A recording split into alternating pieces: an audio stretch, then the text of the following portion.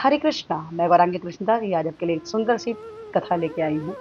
छोटी सी कथा है एक भक्त की, कृष्णा भक्त, जो कृष्णा पे अनन्य प्रेम और पूर्ण विश्वास रखता था कि कृष्ण हमारे साथ हैं, क्योंकि वो हर समय हर क्षण सिर्फ कृष्ण ही की चर्चा करता था और कृष्ण से ही बात करता था।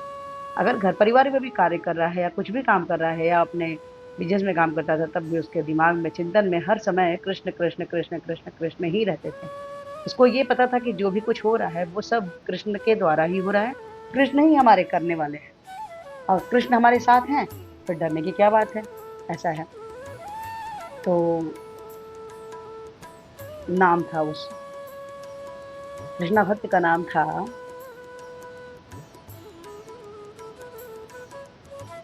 कुंज। कुंज बहुत बड़ा बिजनेसमैन था और बहुत पैसा था उसके पास। जैसा कि वो कृष्णा उसके ऊपर विशेष कृपा करके रखे थे कि जिस भी चीज के विषय में वो सोचता था, वो चीज उसकी जैसे कृष्णा हमेशा पूर्ण कर देते थे। बिजनेस उसके दिनों रात बिल्कुल चले जा रहा था और पैसे की कोई कमी नहीं थी। कोई भी अभाव उसके जीवन में नहीं था, बिल्कुल भी। और वो हमेशा इस बात के लिए कृष्ण का हमेशा शुक्रिया अदा धन्यवाद करता है।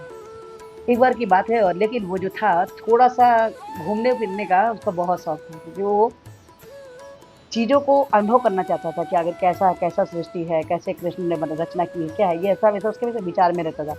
एक बार उसने प्लानिंग किया और उसने एक नाव बनवाई। उसको समुद्र में घूमने जाना था, वहाँ का नेचर देखने के लिए, वहाँ का कैसा वातावरण है उसको देखने के लिए। तो जब ये जाता है समुद्र में समुद्र में जाता है और अकेले ही जाता है, उसके साथ कोई नहीं रहता है। लेकिन अब ये बड़ा प्रसन्न था कि चलो, कम से कम यहाँ मैं शांति से हूँ, मुझे कोई टेंशन नहीं है, कोई सिर पे कोई बवाल नहीं है और हमें सिर्फ मैं हूँ और मेरे कृष्णा हैं। अब वो कृष्ण से बातें कर रहा है। देखो कृष्णा, यहाँ मैं और आप हूँ और कोई भी नहीं है। कितना सुंदर नाव है, कितना सुंदर प्रकृति है, कितने अच्छे पेड़-पौधे हैं, ऐसा बात कर रहा है। बात करते जा रहा है और कृष्ण को साथ में रहने का अनुभव किया जा रहा है कि हमारे साथ कृष्ण है, हमारे साथ कृष्ण है। ये उसके मन में बार-बार चिंतन है और हर बात में कृष्ण से बात कर रहा है कि जैसे उसके बाजू में कृष्ण बैठे हुए हैं, ऐसा उसके मन में भाव था। और हमेशा कृष्ण जब हैं, तो डरने की क्या बात है, उसके मन में ये भी था। थोड़ी दूर बात किया, थोड़ी देर बाद ही तूफान आया और नाव टूट गई। कुंज सोचने लगा, अरे! कितना बढ़िया किया कृष्ण ने, मेरी नाव टूट गई। अब तो मैं और कृष्ण मेरे हम लोग अकेले रहेंगे, बढ़िया बिंदास। और थोड़ी देर के बाद तैरते-तैरते वो एक टापू पे पहुँचा। वहाँ देखना चाहा कि आस-पास कुछ व्यवस्था हो, कोई रहने वाला हो, लेकिन वहाँ पे दूर-दूर तक आवाज़ लगाई पर कोई भी इंसान का नामो-निशान नहीं था। कुंज कृष्ण से बात करता है, यहाँ कृष्ण कितनी अच्छी व्यवस्था की हो, यहाँ तो कोई नेटवर्क का इशू ही नहीं है, यहाँ हम फ़ोन भी नहीं कर सकते, यहाँ मेरे पास कोई वाईफ़ाई नहीं, कोई फ़ोन नहीं, कोई झंझट नहीं, कोई बिज़नेस का टेंशन नहीं, बस मैं और आप हम दोनों आराम से यहाँ पे रहेंगे, बात करेंगे। कुंज वहाँ पे 2-4 घंटे बिताया, देख रहा है, सिर्फ़ जल ही जल, चारों तरफ केवल जल, सिर्फ़ पानी। अब थोड़ी देर बाद कुंज को भूख लगती है।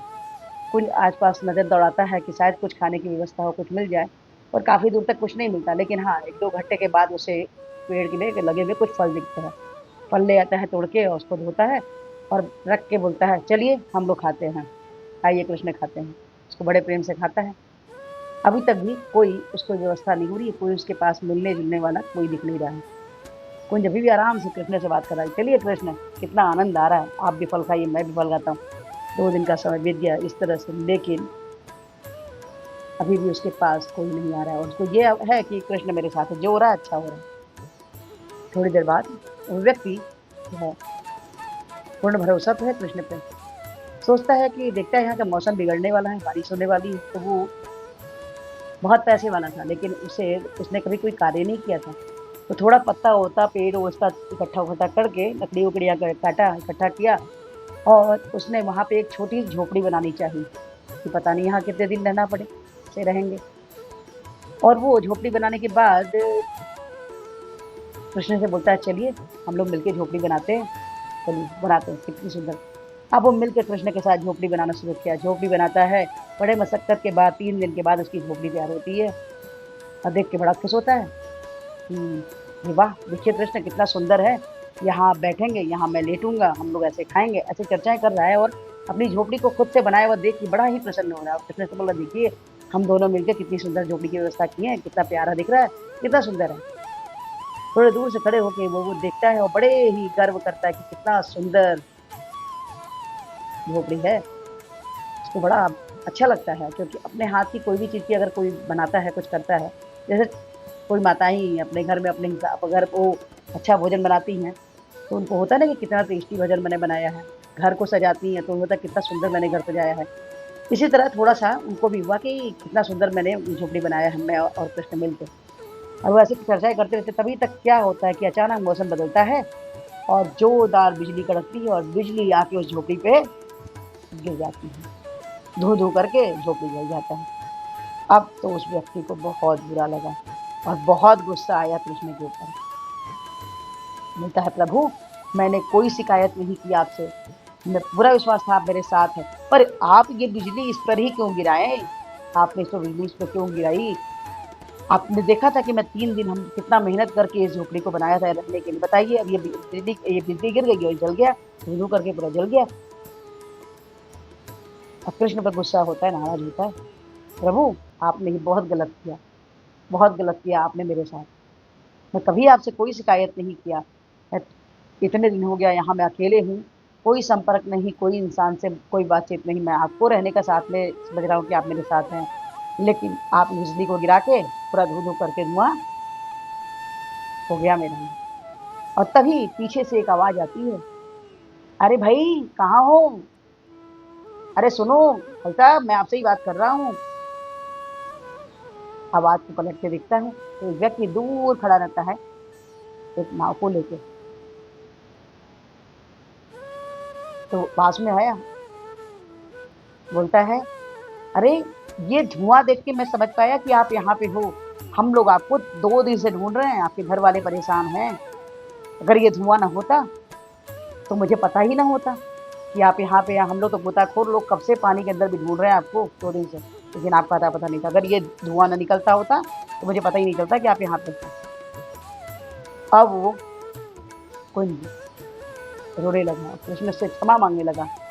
कृष्णा मैं ये कैसे भूल गया कि आप मेरे साथ हो, तो मेरे साथ गलत कैसे हो सकता है? आखिर अगर आपने बिजली न गिराई होती, तो ये व्यक्ति मुझ तक ना पहुँच पाता और मैं आपके साथ होने के बाद भी मैंने आप पे संदेह किया।